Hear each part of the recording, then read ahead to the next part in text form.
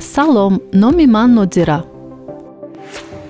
Ман мехоҳам нақл кунам ки дар соли 2021 дар ҳаёти ман чӣ чизи аҷоибе рух дод. ман дар лоиҳаи имкониятҳои баробари ташкилоти дили хайрхоҳ иштирок кардам.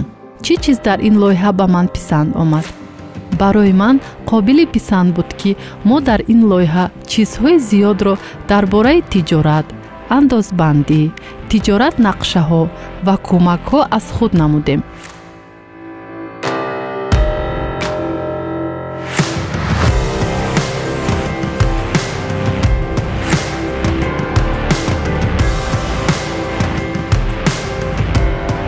ба ман бештар он чиз писанд омад ки мо бо дӯстони худ ба тамошои кӯҳҳо рафтем. ин бисёр фараҳбахш буд.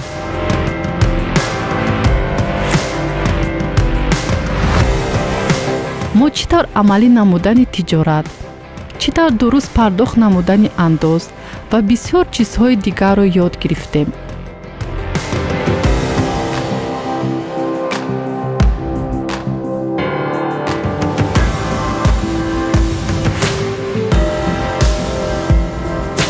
лоиҳа барои ман аз он ҷиҳат судбахш буд ки то ин лоиҳа мо ношнавоён аз ҳамдигар дур будем. мо барои якдигар бегона будем. вақте дар лоиҳа иштирок кардем, мо бо якдигар наздик шудем, дӯстӣ пайдо кардем, бо ҳам суҳбат ва шодию хурсандӣ мекардем. ба ман баён кардани фикру андешаҳои худ хеле маъқул шуд. чизҳои зиёди судмандро барои рушди тиҷорат аз худ намудам.